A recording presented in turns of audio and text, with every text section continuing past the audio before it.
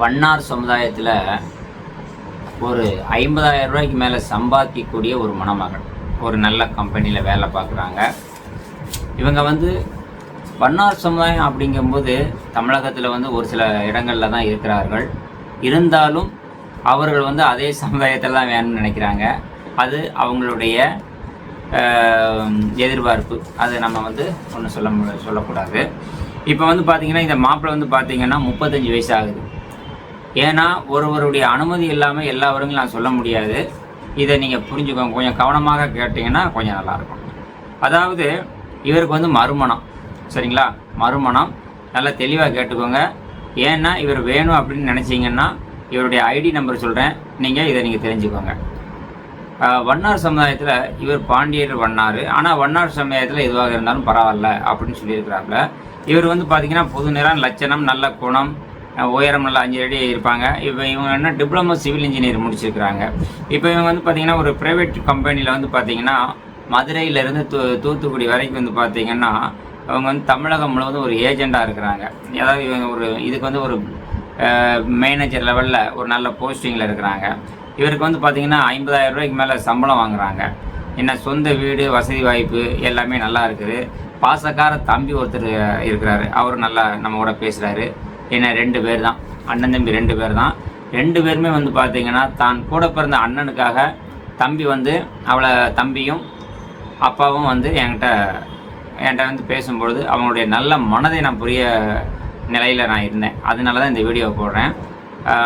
வண்ணார் சமுதாயத்தில் மட்டும் அவங்க கேட்டிருக்கிறாங்க. அடுத்தபடியாக பார்த்திங்கன்னா இவங்க விருதுநகர் மாவட்டத்தில் இவங்க இருக்கிறாங்க.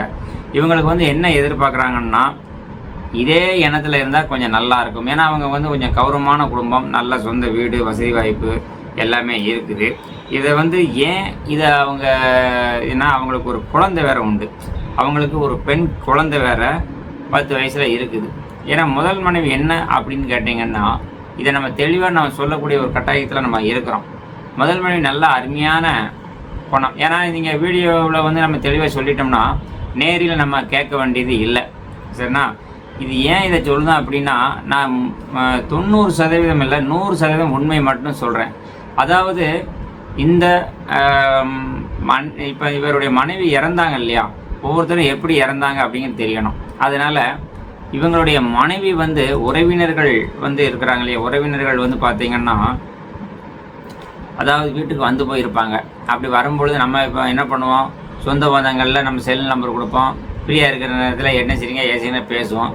அப்படி பேசும்பொழுது அந்த உறவினர் பார்த்திங்கன்னா அவர் அவர் தவறாக புரிஞ்சுக்க கொண்டு அதில் கொஞ்சம் ரெக்கார்டிங் வேறு மாதிரியெல்லாம் தான் பண்ண முடியுமே, அந்த மாதிரி பண்ணி வச்சு அவங்கள ஒரு தவறான ஒரு நோக்கத்துடன் அவர் பழகியிருக்கிறாரு. அதை இவர் அந்த செல்லில் போட்டு காட்டின உடனே அவங்களுக்கு என்னென்னா அவங்க ஒரு ஒழுக்கமான பொண்ணு இல்லையா, நல்ல பொண்ணு, ஒழுக்கமான பொண்ணு, படித்தவங்க, நல்ல பொண்ணு, என்னடா நம்மளை உறவினர்கள் இப்படி அசிங்கப்படுத்திட்டாங்களே அப்படின்னு சொல்லி அவங்க உடனே என்ன பண்ணியிருக்காங்கன்னா தற்கொலை பண்ணிக்கிட்டாங்க. இதுதான் நடந்த உண்மைன்னு சொல்லலாம். அவங்க எழுதி இதை இந்த உண்மையை அவங்க ஒரு லெட்டராகவும் எழுதி வச்சுட்டு போயிட்டாங்க.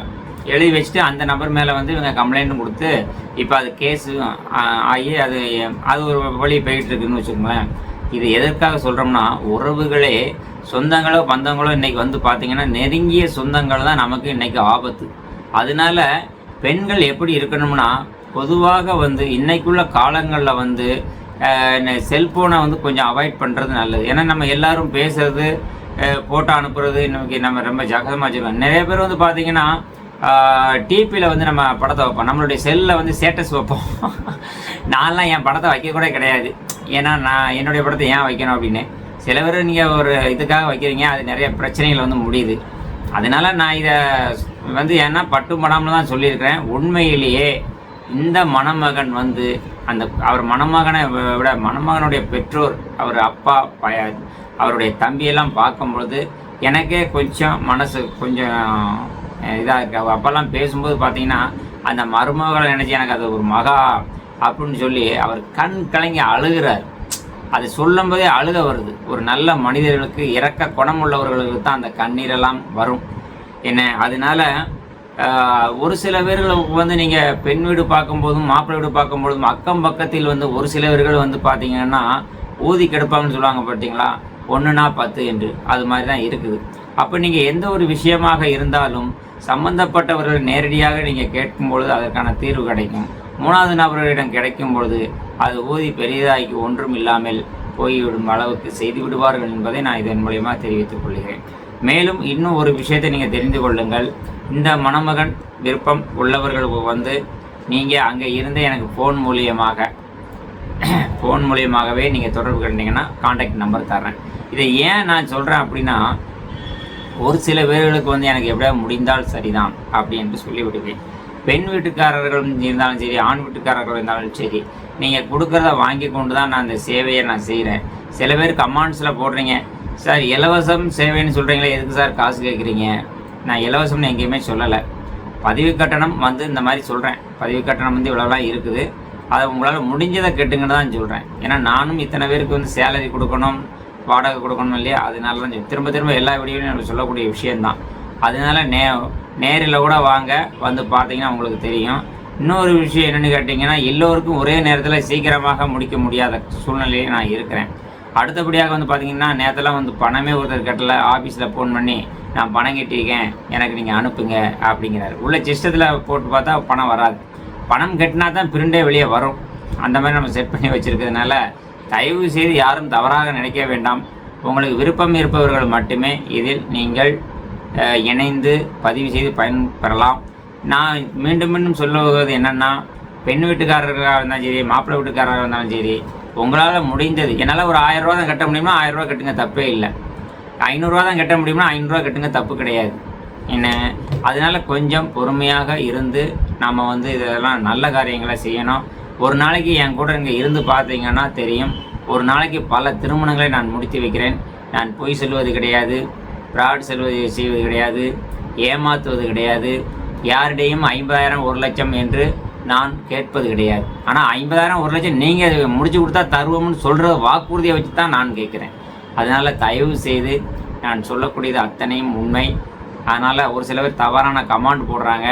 நீங்கள் ஒருத்தர் கமாண்ட் போடுறீங்கன்னா ஒரே ஒரு விஷயம், நீங்கள் எவ்வளோ பணம் கேட்டிருக்கீங்க அப்படிங்கிறத கமாண்டில் அதையும் போடுங்க.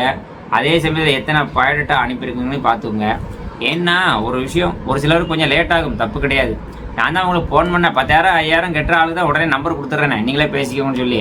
அடுத்து இன்னொரு விஷயம், உங்களுக்கு சீக்கிரம் முடிக்கணும்னா ஒரு முறை அலுவலகத்துக்கு வாங்க. காலையில் 10 மணிக்கெலாம் வந்துட்டிங்கன்னா உங்களுக்கு பொண்ணோட உடனே பேச சொல்கிறேன், சரிண்ணா? ஏன்னா இப்போ நான் இவன் 10,000 20,000 வாங்குறேன் பார்த்தீங்களா, வாங்கிட்டு பொண்ணோட மாப்பிள்ளை இங்கேயே வர சொல்லியிருந்தேன். நான் வெளியில் போக முடியல. டெய்லி வெளியே போகும்பொழுது என்ன எப்போ போனால் பார்த்தாலும் சார் ஃபோன் எடுக்க மாட்டேக்காரு, வெளியே போகிறாரு. அப்போ நான் இங்கே இருந்தால் மட்டும் என்ன ஃபோன் எடுக்க முடியுது? எல்லோரும் நேரில் வந்துட்டீங்க, உங்கள்கிட்ட பேசுறது தான் எனக்கு நேரம் சரியாக இருக்குது. என்ன இப்போ இன்னொரு விஷயம், நான் எனது ஃபோனை எடுக்க முடியலைன்னா அந்த ஃபோன் ஃபார்வேர்ட் ஆகி ஆஃபீஸுக்கு போயிடும். அவங்க என்ன பண்ணுவாங்கன்னா அவங்கள எடுத்து பதில் சொல்லுவாங்க. என்ன கொஞ்சம் ஃபாஸ்ட்டாக கொஞ்சம் பண்ண முடியல, என்னுடைய ஸ்பீடுக்கு அவங்களால பண்ண முடியாது. ஏன்னா எல்லாம் புது ஸ்டாஃப்கள் தானே, அவங்களுக்கு அனுபவம் இல்லைங்களா. எனக்கு 30 வருஷம் அனுபவம் இருந்த மாதிரி அவங்களுக்கு அந்த அளவுக்கு அனுபவம் கிடையாது. அதனால கொஞ்சம் வருத்தப்பட வேண்டாம், நல்ல முறையில் கொஞ்சம் சீக்கிரமாக பண்ணித்தர்றேன். இப்போ இந்த சமுதாயத்தில் உள்ள நபருக்கு வரன் இருக்க பெண்கள் யாராவது இருந்தீங்கன்னா, இவருடைய ஐடி பார்த்தீங்கன்னா 2,83,553, அதாவது 283553, சரிண்ணா? இந்த நம்பர் அவருடைய பதிவு நம்பர். இவங்க வீட்டில் நீங்களே பெண் வீட்டுக்காரங்க நீங்களே பேசிக்கலாம், சரிண்ணா?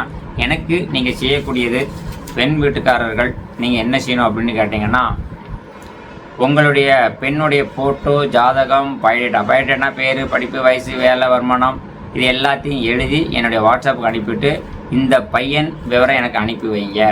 நான் ஜாதகம், ஃபோட்டோ எல்லாத்தையும் அனுப்புகிறேன். இன்னொரு விஷயம், நேரில் ஆஃபீஸ்க்கு வாங்க, நானே அவருக்கு வீட்டுக்கு கூப்பிட்டு போகிறேன். அவங்க வீட்டுக்கு கூப்பிட்டு போய் முடிச்சு தரேன். இல்லை நீங்கள் ராஜபாளையம் பக்கத்தில் தான் இருக்கிறாங்க, நீங்கள் இந்த சைட்லேருந்து ராஜபாளையத்துலேருந்து வந்தீங்கன்னா சங்கரன் கோயில் என்ஜிஓ காலனி இறங்கிடுங்க. சங்கரன் கோயில் என்ஜிஓ காலனி. இங்கே திருநெல்வேலியிலேருந்து வந்தீங்கன்னா அங்கேருந்து ராஜபாளையம் சிறுவில்புத்தூர் பஸ்ஸில் ஏறினீங்கன்னா ஒரே பஸ் இங்கே என்ஜிஓ காலனி இறங்கிக்கலாம். செங்கோட்டை இந்த சைட்லேருந்து வந்தீங்கன்னா நேராக சங்கரன் கோயிலில் இருந்து இறங்கிட்டு அடுத்து ராஜபாளையம் போகிற ரூட்டில் ஏறினீங்கன்னா வந்துடலாம். ஏன்னா சிலர் வழி தெரியல அப்படின்னு சொல்கிறதுனால இதை சொல்கிறேன். நண்பர்களே, ஏதாவது இவருக்கு ஒரு பெண் வீட்டுக்காரர்கள் யாராவது பெண் கொடுக்கணும்னு நினச்சிங்கன்னா இவருக்கு கொடுங்க, சரிங்களா? அடுத்தபடியாக அடுத்த பதிவில் இருந்து பார்த்தீங்கன்னா தினசரி 10 பெண்கள் 10 ஆண்கள் அதை வந்து நம்ம வந்து ஒரு வீடியோவாக நம்ம தொகுப்பு போட போகிறோம்.